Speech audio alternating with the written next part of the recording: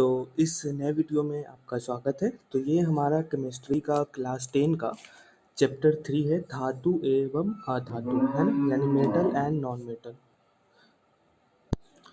सो पहला हमारा है कि धातु यानी मेटल कहते किसे, ठीक है। तो मेटल जो बेसिकली होता है ना, वो क्या होता है कि उसकी सतह होती है वह चमकदार होती है, ठीक है ना। मतलब उसमें ना अलग अलग तरीके के रेसिस्टेंस की प्रक्रिया करने का उसमें सॉरी गाइस, कुछ काम आ गए थे। तो अभी मैं बात कर रहा था मेटल की, है ना। तो मेटल का मतलब क्या होता है कि मतलब वैसा गुणधर्म, वैसा क्वालिटी जो क्या होता है, चमकदार होता है, पहली बात। दूसरी बात, उसका रेसिस्टेंस क्या होता है, हाई होता है। वो हम विभिन्न माध्यमों में प्रयोग कर सकते हैं। जैसे मेटल का प्रयोग हम इलेक्ट्रिसिटी में करते हैं, है ना, बल्ब के तार वगैरह में। उसके अलावा भी बहुत सी क्रियाओं में करते हैं। वैसे ही कुछ मेटल के नाम हैं, जैसे iron, copper, aluminium, magnesium, sodium, lead, zinc. तो ये सब जो है, ये सब मेटल के उदाहरण है। तो एग्जाम में क्वेश्चन पूछ भी सकता है कि बताइए निम्न में से धातु के उदाहरण कौन है। तो वो उसमें आपको ये नाम अगर याद रहेंगे तो आपको आसानी होगी छांटने में। यहाँ पे एक और चीज दिया हुआ है, आघात वर्धयता। आघात वर्धयता किसे कहते हैं? तो जो हम धातु को पीट कर पतली चादर बनाते हैं, ठीक है। जैसे आप देखते होगे, हम सोना को क्या करते हैं, सोना को पीट कर उसका आभूषण बनाते हैं ना, चांदी को पीट कर आभूषण बनाते हैं। इवन लोहा को पीट कर उसका हम केवाड़ वार बनाते हैं ना। उसके अलावा अल्युमिनियम को पीट कर, स्टील को पीट कर, तो दिस ऑल काइंड क्या है, ये सब आघात वर्धयता है। अब यहाँ पे एक टर्म है आघात, मतलब जिसको हम आघात यानी दर्द पहुंचाते हैं। अगर हम एग्जाम में याद ना रहे तो हम टर्मिनोलॉजी का यूज करते, आघात करते, मतलब उसे क्या कर रहे हैं, ऐसी क्रियाओं के माध्यम से हम उसे आगे करते हैं जो उसको कहीं न कहीं चोट पहुँचाते। तो हम ये समझने के लिए बस समझ रहे हैं और कुछ नहीं। इसका कोई बेसिक सा मीनिंग नहीं, बस अगर एग्ज़ाम में भूल जाए तो। तो अगर एग्ज़ाम पूछे कि बताइए हम धातुओं को पीट कर जो पतली चादर बनाते हैं तो उसका क्या कहते हैं, तो आघात वर्धता, ठीक है। सोना तथा चांदी सबसे अधिक आघात वर्धता धातु है। तो एग्जाम में पूछेगा कि निम्न में से आघात वर्धता सबसे अधिक किस धातु में होती है, तो आपको पता होना चाहिए सोना तथा चांदी में। अगला टर्म है तन्यता। तो तन्यता क्या होता है, जब हम धातु के पतले तार के रूप में खींचने की क्षमता बढ़ाते हैं तो उसे तन्यता कहते हैं। मतलब कोई मेटल है, जैसे मान लो कि चांदी है ना, तो इसे हम क्या कहते हैं ना, पतली तार के रूप में जब इसको फ्लेक्सिबल बनाते हैं ना, इसको खींच कर हम क्या करते हैं, फ्लेक्सिबिलिटी इसमें प्रदान करते हैं। जैसे तार वगैरह आप देखते होगे बिजली का, तो उसको हम क्या करते हैं, उसको हम फ्लेक्सिबल बनाते हैं। उसी क्रिया को हम क्या कहते हैं, तन्यता। तो यहाँ पे इम्पोर्टेंट ये हो जाता है कि सबसे अधिक तन्य धातु कौन है, जिसमें सबसे अधिक तन्यता होती है, तो वो हमारा है सोना, ठीक है। अब यहाँ पे एक और दिया हुआ कि हम 1 ग्राम सोने से 2 किलोमीटर लंबा तार बना सकते हैं, ठीक है। Very very important. Next important line है कि धातु उष्मा के सुचालक है। मतलब कि हमें एनर्जी जनरेट करने में सबसे अधिक किस चीज़ का हमें यूज करना पड़ता है, तो वो हमारा है मेटल, है ना। तो एग्जाम में पूछेगा कि बताइए उष्मा का सुचालक कौन है, धातु, अधातु या मिश्र धातु। तो आपको पता होना चाहिए कि धातु, ठीक है। इसका गलनांक क्या होता है, बहुत अधिक होता है। और पूछा है कि सबसे अधिक उष्मा का अच्छा चालक कौन है, तो सिल्वर तथा कॉपर। यानी पहले सिल्वर, ठीक, ए जी, ओके, ए जी या ए यू ऐसे कुछ कहते हैं, सॉरी मैं भूल रहा हूँ, ऐसे कुछ कहते हैं इसको। और दूसरा क्या है, कॉपर, ओके। और उष्मा का कुचालक कौन है, मतलब जो वो चालकता, मतलब इलेक्ट्रिसिटी वगैरह या अलग अलग एनर्जी के फॉर्मेशन में जो धातु काम नहीं आते, वो कौन है, तो लेड और मरकरी। तो ये दोनों के दोनों इंपॉर्टेंट हो जाते हैं। पहला तो एग्जाम में डायरेक्ट पूछेगा कि वह कौन धातु है जो उष्मा का सुचालक है, तो आपको पता होना चाहिए कि सिल्वर तथा कॉपर, ठीक है। नेक्स्ट पूछा है कि बताइए वो कौन धातु है जो उष्मा का कुचालक है, तो आपको पता होना चाहिए लेड तथा मरकरी, ठीक है। सुचालक में क्या होगा, सुचालक मतलब जो अच्छे से चालन प्रक्रिया में काम आता है। कुचालक मतलब जो चालकता में यानी कोई भी प्रक्रिया करने में अच्छे से काम नहीं करता, ठीक है। नेक्स्ट है कि जिस तार से आपके घर तक बिजली पहुंचती है उस पर पॉलीविनाइल क्लोराइड अथवा रबर की परत चढ़ी रहती है। तो एग्जाम में पूछा है कि बताइए जो हम तार का प्रयोग करते हैं बिजली का घरों में इलेक्ट्रिसिटी प्रदान कर लिए उसमें किस चीज का परत रहता है, तो पॉलीविनाइल क्लोराइड का, ठीक है।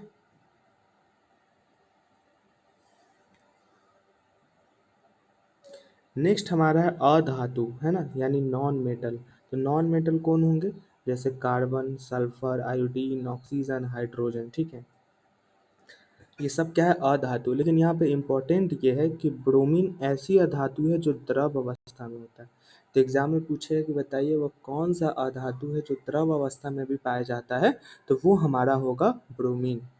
लेकिन इसके अलावा जितने अधातु है वो सब ठोस या गैसीय अवस्था में होता है। तो यहाँ से आपको समझ में आया कि अधातु में कौन एकमात्र द्रवीय अवस्था में रहता है, ब्रोमीन, और बाकी के बाद की अधातु कैसे होते हैं, तो ठोस या गैस। नेक्स्ट इंपॉर्टेंट लाइन है कि मरकरी को छोड़कर सारी धातु कमरे के ताप पर ठोस अवस्था में पाई जाती है।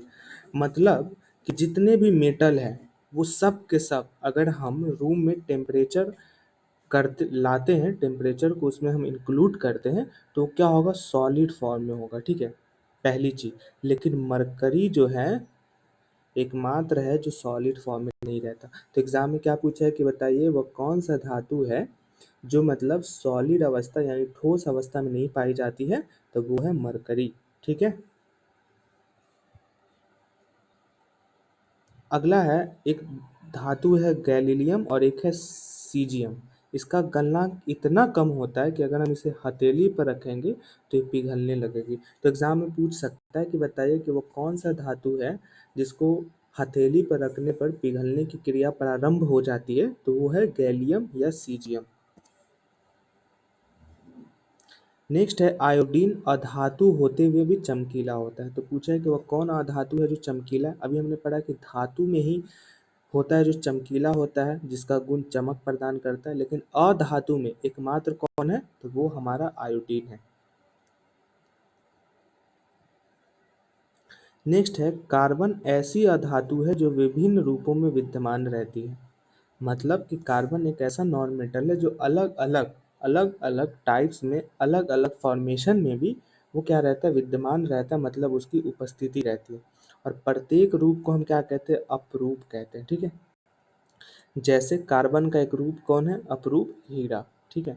और ये सबसे कठोर प्राकृतिक पदार्थ है। तो पहला का एग्जाम है कि बताइए निम्न में से कार्बन का एक अपरूप कौन है, तो आपको पता होना चाहिए, एक हीरा है, एक ग्रेफाइट है, ठीक है। दूसरा पूछे क्या कि बताइए सबसे कठोर प्राकृतिक पदार्थ कौन है जिसका गलनांक तथा क्वथनांक सबसे अधिक है, तो वो है हमारा हीरा, ठीक है। उसके अलावा पूछा है कि विद्युत का सुचालक वो कौन सा कार्बन का अपरूप है, तो वो हमारा है ग्रेफाइट। नेक्स्ट है क्षारीय धातु जैसे लिथियम, सोडियम, पोटेशियम। ये इतने मुलायम होते हैं कि इनको चाकू से भी काटा जाता है। क्यों, क्योंकि इसका गलनांक कम होता है, ठीक है। तो एग्जाम में पूछा है कि बताइए वो कौन क्षारीय धातु है जो अधिक मुलायम होने के कारण उसे हम चाकू या किसी भी वस्तु से काट सकते हैं, तो लिथियम, सोडियम, पोटेशियम है।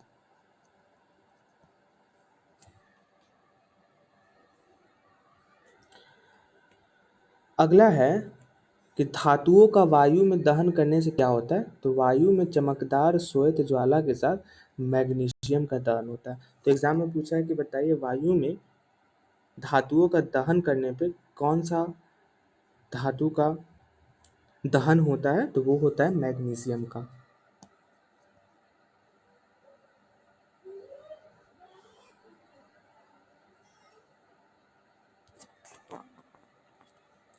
नेक्स्ट हमारा इम्पोर्टेंट है कि धातु ऑक्साइड की प्रकृति क्षारकीय होती है। तो एग्जाम में पूछेगा कि बताइए धातु ऑक्साइड की नेचर कैसा है, तो बेसिक नेचर है। लेकिन इसमें कुछ और धातु है जो मतलब एसिड और बेस दोनों फॉर्म में होते हैं, तो वो है aluminium oxide, zinc oxide. Exam में दो तरीके का आएगा। पहला आएगा कि बताइए कि धातुइक ऑक्साइड का नेचर कैसा होता है, तो क्षारीय। दूसरा पूछा है कि वो कौन धात्विक ऑक्साइड है जिसका नेचर एसिड और बेस दोनों होता है, तो वो है एल्युमिनियम ऑक्साइड और जिंक ऑक्साइड।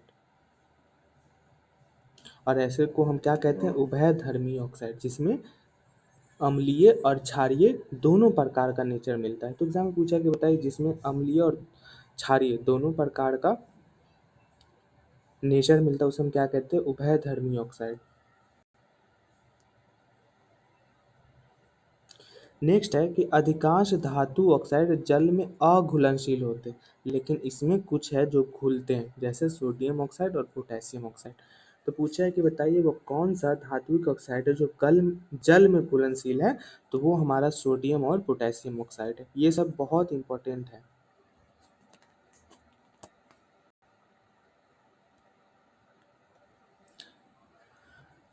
नेक्स्ट है पोटेशियम तथा सोडियम जैसे धातु इतनी तेजी से अभिक्रिया करती है कि खुले में रखने पर आग पकड़ लेती है। इसलिए इन्हें सुरक्षित रखने तथा आकस्मिक आग को रोकने के लिए किरोसिन तेल में डुबा कर रखते हैं। तो एग्जाम में कैसे क्वेश्चन पूछा है कि बताइए वो कौन सा धातु है जिसको आग की पकड़ से सुरक्षित रखने के लिए किरोसिन तेल में डुबाते हैं, तो वो हमारा है पोटेशियम और सोडियम।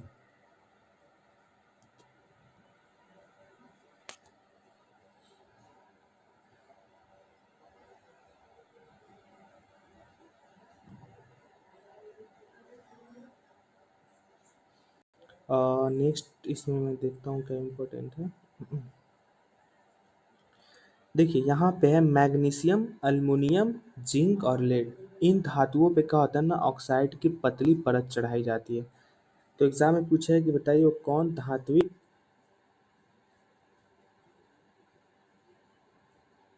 है जिस पर हम ऑक्सीकरण के लिए ऑक्साइड की पतली परत चढ़ाते हैं, तो मैग्नीशियम, अल्युमिनियम, जिंक और लेड। ठीक है।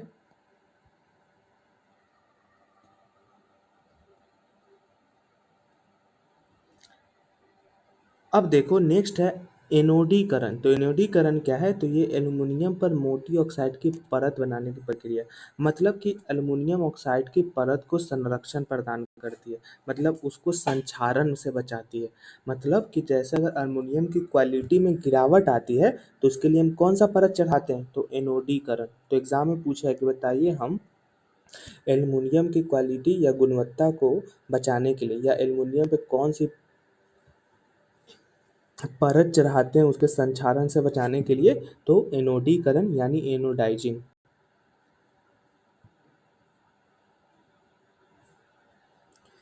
नेक्स्ट है कि सोडियम सबसे अधिक अभिक्रियाशील है। तो एग्जाम में पूछा है कि वो कौन धातु है जो सबसे अधिक अभिक्रियाशील है, तो सोडियम।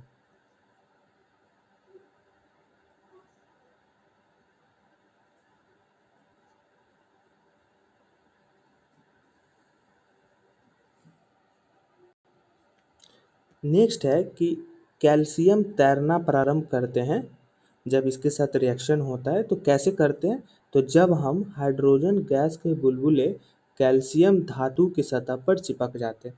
मतलब अगर हम कैल्शियम को रिएक्शन कराएंगे तो वो तैरना कब शुरू करता है, जब उस पर हम हाइड्रोजन गैस का बुलबुला कैल्शियम धातु के सतह पर चढ़ाते हैं। तो ठीक है, इंपॉर्टेंट है ये सब लाइन। नेक्स्ट है कि मैग्नीशियम शीतल जल के साथ अभिक्रिया नहीं करता, यानी रिएक्शन नहीं करता, लेकिन गर्म जल के साथ करता है। ठीक है। और इससे वो क्या करता है, मैग्नीशियम हाइड्रोक्साइड और हाइड्रोजन गैस का निर्माण करता है। तो एग्जाम में पूछा है कि बताइए वो कौन सा धातु है जो मतलब शीतल जल के साथ अभिक्रिया नहीं करता लेकिन गर्म जल के साथ करता है, तो वो है मैग्नीशियम।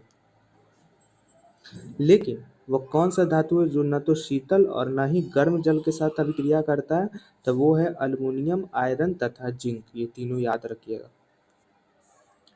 और अगला है कि जो जल के साथ बिल्कुल अभिक्रिया नहीं करती रिएक्शन, तो वो है लेड, कॉपर, सिल्वर तथा गोल्ड। ठीक है। ये सब आप नाम याद रखते चलिएगा, यही सब क्वेश्चन आता है।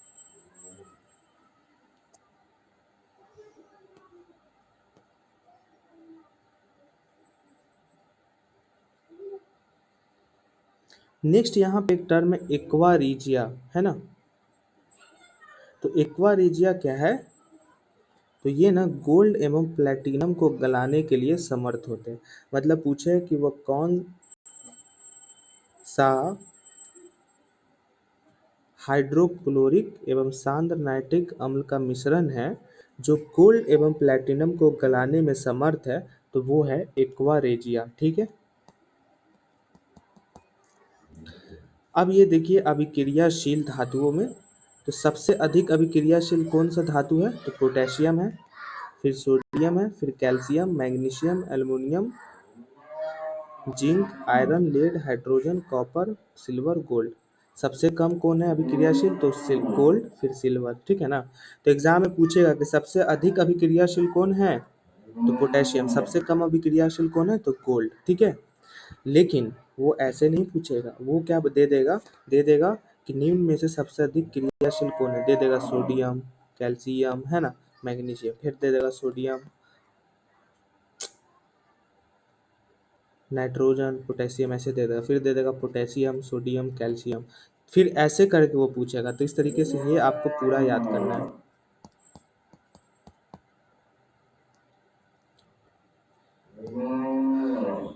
अब यहाँ पे कुछ इंपॉर्टेंट चीजें हैं। पहली है कि उत्कृष्ट गैस कौन कौन है, तो हीलियम, नियोन और आर्गन। ठीक है। एग्जाम में सीधे पूछेगा। धातु तो आप जान ही गए, अधातु भी जानते ही। यहाँ पे जो इम्पोर्टेंट है ये वाला इम्पोर्टेंट है। इसका परमाणु संख्या आप चाहे तो रट्टा भी लगा सकते हैं अगर आपको निकालने नहीं आता है तो। ठीक है।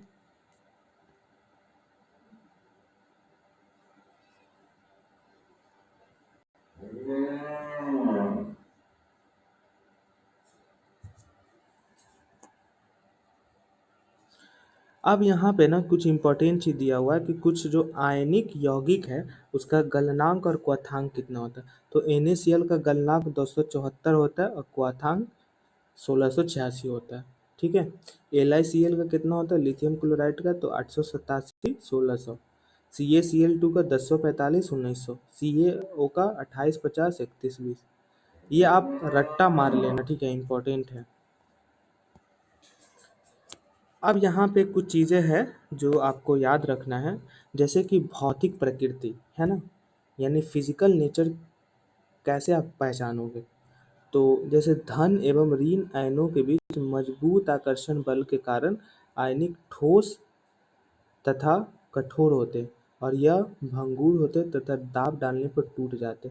मतलब भौतिक नेचर क्या होता है कि यह कठोर होता है, प्लस ये मजबूत होता है। ठीक है, वही बात होगी। प्लस ये क्या होगा कि इस पे हम अधिक दबाव डालेंगे तो टूट जाएगा।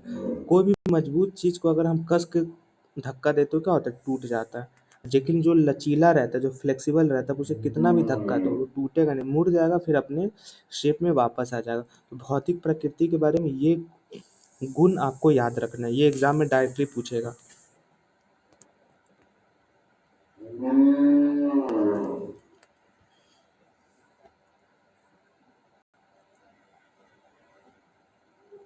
बाकी इम्पोर्टेंट नहीं है।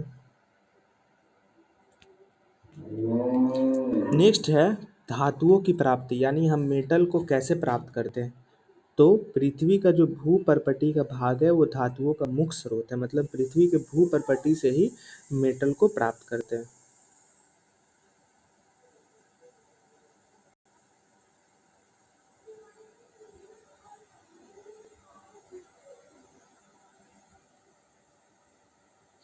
अब यहाँ पे कुछ इंपॉर्टेंट चीजें हैं कि स्वतंत्र अवस्था में पाए जाने वाला कौन कौन सा धातु है, तो गोल्ड, सिल्वर, प्लेटिनम एवं कॉपर। ठीक है।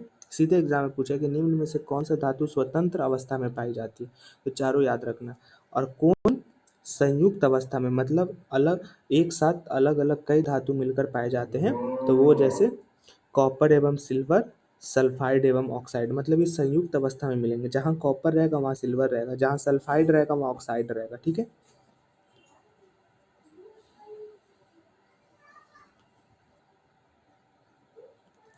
नेक्स्ट है कि पृथ्वी के भूपर्वती में मुख्यतः ऑक्साइड, सल्फाइड या कार्बोनेट के रूप में पाई जाती है। मतलब जो पृथ्वी के भूपर्वती में ऑक्साइड है ना, वो सल्फाइड या कार्बोनेट के रूप में मिलता है। तो एग्जाम में पूछा है कि बताइए पृथ्वी के भूपर्वती में ऑक्साइड हमें किसके माध्यम से मिलता है, तो सल्फाइड या कार्बोनेट के माध्यम से। अब यहाँ पे कुछ चीज़ है कि कौन सा विद्युत अपघटन में काम आता है, तो पोटेशियम, सोडियम, कैल्शियम, मैग्नीशियम और एल्युमिनियम। ठीक है। कार्बन के उपयोग से अपचयन किसका होता है, तो जिंक, फेरिक, है ना, PbCu। ठीक है। और प्राकृतिक अवस्था में कौन कौन सा मिलता है, तो सोना और चांदी। सीधे एग्जाम में पूछा है कि बताइए कौन सा प्राकृतिक अवस्था में मिलने वाला धातु है। पूछा कौन सा धातु विद्युत अपघटन में प्रयोग होता है, तो इस तरीके से आपको याद रखना है।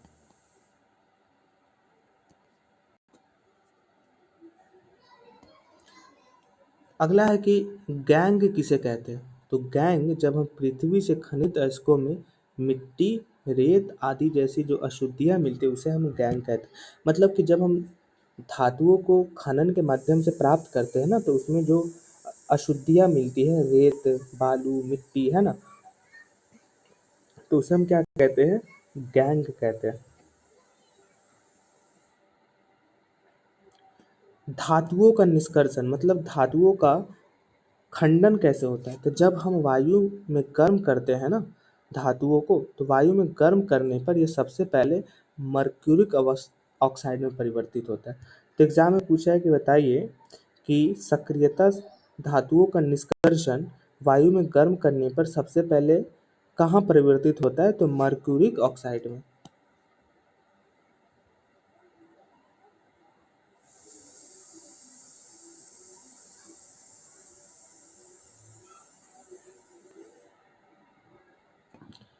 अब यहाँ पे दो टर्म दिया हुआ, एक टर्म दिया हुआ है भर्जन और एक दिया हुआ है निस्तापन। ठीक है। तो भर्जन हम किसे कहते हैं, तो जब हम सल्फाइड ऑक्साइड को वायु की उपस्थिति में अधिक ताप पर गर्म कर ऑक्साइड में परिवर्तित करते हैं, तो इसे हम क्या कहते हैं, भर्जन। मतलब कि अगर सल्फाइड ऑक्साइड है, ठीक है ना, तो उसे हमने क्या किया कि हमने उसे वायु की उपस्थिति में अधिक तापमान पे गर्म कर दिया, और गर्म करने पे वो सल्फाइड अयस्क क्या हुआ, ऑक्साइड में चेंज हो गया, तो उसे हम क्या कहेंगे, भर्जन हो गया। ठीक है। और निस्तापन क्या कहेंगे, तो जब हम कार्बोनेट अयस्क को सीमित वायु में अधिक ताप पर गर्म करने पर ऑक्साइड परिवर्तित करते हैं। तो सीधे अगर एग्जाम में कुछ भी ना याद रखे, तो हम याद रखने कि जब सल्फाइड ऑक्साइड को वायु में परिवर्तित करते हैं तो हमें भर्जन मिलता है। ठीक है। लेकिन जब हम कार्बोनेट अयस्क को वायु में गर्म करते हैं और जब ऑक्साइड मिलता है तो उसे हम निस्तापन करते हैं। तो ये दो टर्म भी याद रहेगा, सल्फाइड ऑक्साइड से भर्जन और कार्बोनेट अयस्क से निस्तापन। ठीक है।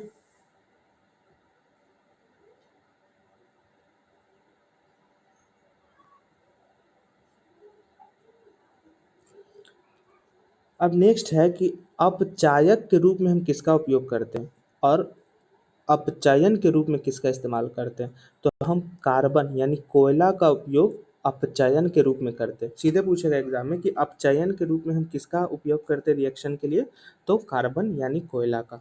और अपचायक के लिए हम किसे करते हैं, तो जैसे सोडियम, कैल्शियम, अल्युमिनियम। ठीक है।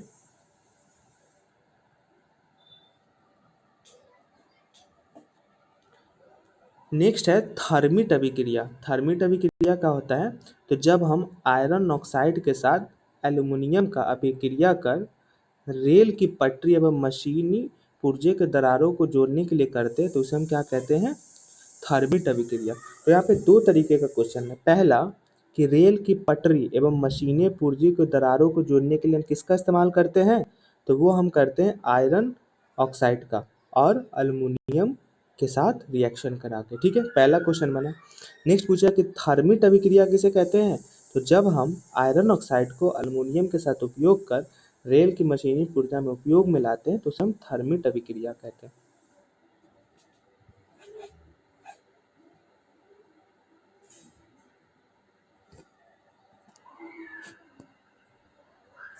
अब अगला है कि वह कौन सा धातु है जो कार्बन की अपेक्षा ऑक्सीजन के प्रति अधिक लगाव होता है, तो वो है सोडियम, मैग्नीशियम, कैल्शियम और अल्युमिनियम।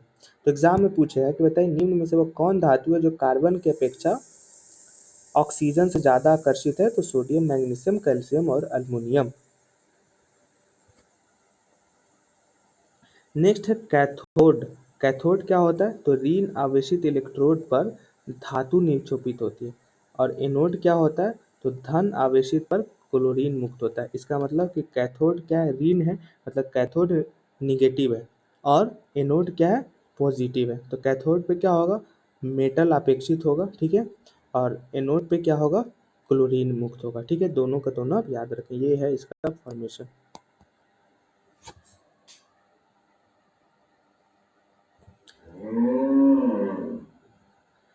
नेक्स्ट है धातुओं का परिष्करण, ये क्या कहते हैं? तो धातुओं का परिष्करण से तात्पर्य क्या है? तो जब हम धातुओं से अपद्रव को हटाने के लिए विधि अपनाते हैं उसे हम क्या कहते हैं? विद्युत अपघटनीय परिष्करण। मतलब कि हम उसके अपद्रव को हटाकर उसे हम क्या करते हैं? परिष्करण के माध्यम में शुद्धता प्रदान करते हैं, ठीक है।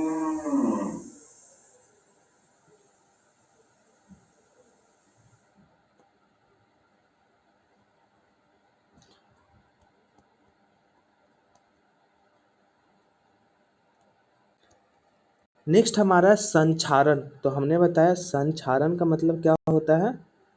जिसका मतलब क्वालिटीज में कमी आने लगता है, तो हम क्या करते हैं? उसके बचाने के लिए विभिन्न उपाय करते हैं, ठीक है। जैसे अगर हम खुली वायु में सिल्वर की वस्तु को रख देते हैं तो वो क्या हो जाता है? काला हो जाता है। तो उसके बचाव के लिए तो हम कुछ करेंगे ना, तो उस पर हम लेप लगाते हैं।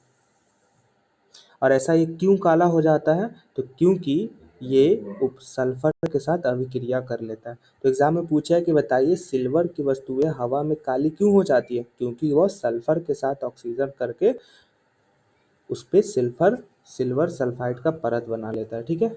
बस सल्फर इतना याद रखोगे तो समझ में आ जाएगा। नेक्स्ट है कि कॉपर वायु में उपस्थित आर्द्र कार्बन डाइऑक्साइड के साथ अभिक्रिया करता है, जिससे इसका रंग क्या हो जाता है? भूरा हो जाता है। तो एग्जाम में पूछा है कि बताइए कॉपर का रंग भूरा क्यों हो जाता है? तो ये कार्बन डाइऑक्साइड के साथ वायु में अपना अभिक्रिया यानी रिएक्शन कर लेता है। और इसको बचाने के लिए हम क्या करते हैं? कॉपर की क्वालिटी को बचाने के लिए हम हरे रंग की परत चढ़ाते हैं, ठीक है। और ये हरा पदार्थ किसका होता है? तो कॉपर कार्बोनेट का। दो तरीके से क्वेश्चन बना, पहला कि कॉपर का रंग भूरा क्यों हो जाता है? तो कार्बन डाइऑक्साइड के साथ रिएक्शन करने के कारण। दूसरा क्वेश्चन बनेगा कि कॉपर को हम कैसे बचा सकते हैं? तो हम उस पर हरा रंग का परत चढ़ाकर। और वो हरा रंग का परत किसका होता है? तो कॉपर कार्बोनेट का होता है। नेक्स्ट है कि हम संक्षारण यानी किसी के क्वालिटीज में कमी आ जाता है तो हम उसको सुरक्षा कैसे कर सकते हैं?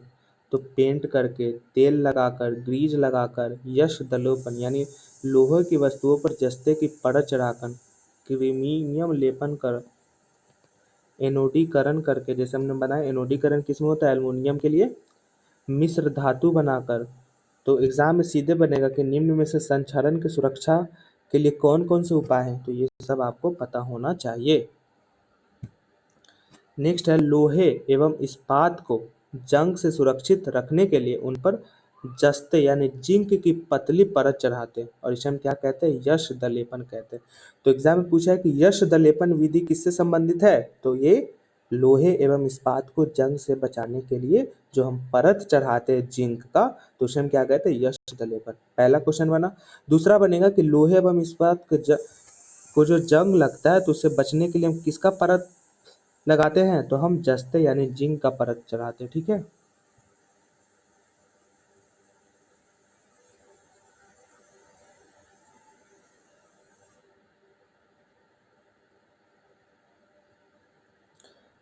अब देखो कि जैसे लोहा है, ठीक है, तो लोहा क्या है? इसका हम सबसे अधिक उपयोग करते हैं, घर में खिड़की बनाने के लिए भी करते हैं, गेट बनाने के लिए भी करते हैं ना, खुरपी बनाने के लिए भी करते हैं, हर चीज करते हैं। लेकिन इसमें अगर हम थोड़ा कार्बन मिला दें लगभग 0.0%, तो ये क्या हो जाता है? कठोर हो जाता है, जिससे ये हमारा उपयोग में आ जाता है, ठीक है। और लोहा के साथ अगर हम निकेल और क्रीमियम मिला देंगे तो इससे हमें क्या प्राप्त होगा? स्टेनलेस इस्पात प्राप्त होगा, जो हमें कठोरता एवं जंग नहीं लगने देता है। तो एग्जाम में पूछा है कि बताइए लोहे में हम किस चीज को मिलाएंगे जिससे हमें स्टेनलेस इस्पात प्राप्त होगा? तो पहला क्या होगा? निकेल एवं क्रोमियम। दूसरा पूछेगा कि लोहे में हम किसका मिश्रण करेंगे जिससे जंग नहीं लगेगा और उसे कठोरता प्रदान होगी? तो वो है निकेल एवं क्रोमियम का प्रयोग, ठीक है।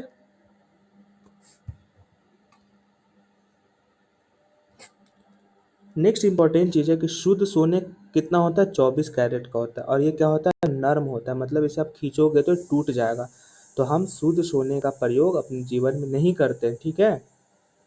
इसके लिए हम क्या करते हैं, चांदी या तांबा मिलाते हैं, और ये क्या होता है, 22 कैरेट का सोना होता है। मतलब जो महिलाएं या पुरुष सोना पहनते हैं वो कितना कैरेट का पहनते हैं, 22 कैरेट का, और उसमें क्या मिला होता है, चांदी तथा तांबा, जिससे उसमें क्या आ जाती है, कठोरता आ जाती है, तभी जाके वो हमारे कान नाक पे शोभा बढ़ाता है, ठीक है। 22 भाग शुद्ध सोना होगा और 2 भाग चांदी या तांबा होगा, ठीक है। दो तरीके का क्वेश्चन पता चला। शुद्ध सोना कितना कैरेट का होता है, 24 कैरेट का। आभूषणों में प्रयोग कितना कैरेट का सोना किया जाता है, 22 कैरेट का। शुद्ध सोने में हम क्या मिलाते हैं जिससे 22 कैरेट का सोना का निर्माण होता है, जिससे हम आभूषणों में प्रयोग करते हैं, तो 2 भाग चांदी या तांबा का मिलाते हैं। नेक्स्ट है अमलगम किसे कहते हैं, तो जब हम कोई धातु पारद है और इसके मिश्र धातु को हम क्या कहते हैं, अमलगम कहते हैं। शुद्ध धातु की अपेक्षा मिश्र धातु की विद्युत चालकता तथा गलनांक कम होगी, ठीक है ना। अब शुद्ध जो चीज़ है उसका तो गलनांक और चालकता कहीं ना कहीं अधिक होगी, है ना, तभी तो जाके हम उसका रेसिस्टेंस या इलेक्ट्रिक यूज या पर्सनल लाइफ में यूज कर पाएंगे। लेकिन मिश्र धातु में क्या होगा, उसको हम कठोरता प्रदान वगैरह करने के लिए करते हैं, जिससे उसके रेसिस्टेंस की एक्टिविटीज़ में क्या आएगा, कमी आएगा, उसके क्वालिटीज़ में कमी आएगा। जैसे तांबा और जस्ता के मिश्र धातु को हम क्या कहते हैं, पीतल कहते हैं।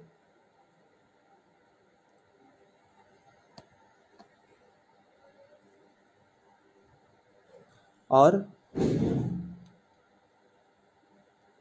तांबा तथा टीन के मिश्र धातु को हम क्या कहते हैं, कांसा कहते हैं, ठीक है।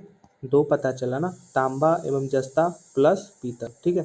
तांबा प्लस टीन प्लस कांसा, और ये दोनों के दोनों क्या है, तो ये दोनों के दोनों विद्युत का कुचालक है, मतलब इसकी चालकता कम है, ठीक है ना, मतलब ये विद्युत के रेसिस्टेंस में इसका उपयोग नहीं करते हैं।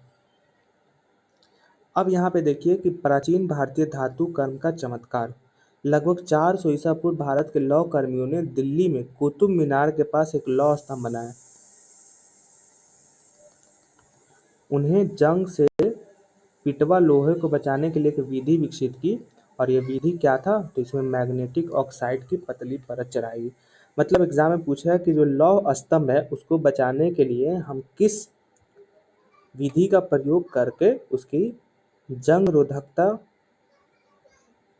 को बढ़ा सकते हैं, यानी जंग लगने से उसे बचा सकते हैं और उसका क्वालिटी को हम इम्प्रूव कर सकते हैं, तो वो हम मैग्नेटिक ऑक्साइड की पतली परत चढ़ा के कर सकते हैं, ठीक है। नेक्स्ट है ताम्र। ताम्र का उपयोग हम कहाँ करते हैं, तो विद्युतीय परिपथ बनाने में करते हैं।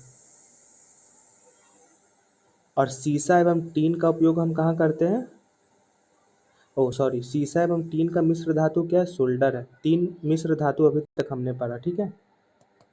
और इस सोल्डर का उपयोग हम कहाँ करते हैं, तो वेल्डिंग बनाने के लिए। तो एग्जाम में पूछा है कि बताइए वेल्डिंग बनाने के लिए हम किसका उपयोग करते हैं, तो सोल्डर का। दूसरा पूछा है कि वेल्डिंग बनाने में जो सोल्डर का प्रयोग होता है वो किसका मिश्र धातु है, तो सीसा एवं टीन का। तीन मिश्र धातु अभी तक हमने देखा। पहला क्या देखा, तांबा प्लस जस्ता, ये क्या है, पीतल, ठीक, पहला हुआ। दूसरा ताम्र प्लस टीन, इसका क्या होगा, कांसा, ठीक है। नेक्स्ट क्या है, सीसा प्लस टीन, इसका क्या बनता है, सोल्डर, ठीक है। ये तीनों के तीनों इंपॉर्टेंट है, और किसका क्या प्रयोग है अभी हमने बताया। तो ये हमारा चैप्टर ख़त्म होता है। ये इम्पोर्टेंट चैप्टर है जो बहुत ही इम्पोर्टेंट है। ये क्वेश्चन नंबर 1 बनाइएगा, 2 बनाइएगा, 3 बनाइएगा, क्वेश्चन नंबर 4 बनाइएगा, और बस चारों क्वेश्चन आप बना लीजिए, काफ़ी है। नेक्स्ट हमारा चैप्टर है कार्बन एवं उसके यौगिक। इससे भी एक क्वेश्चन तो हर हाल में एग्जाम में पूछते हैं, तो ये हम नेक्स्ट वीडियो में देखेंगे। तब तक के लिए थैंक यू सो मच।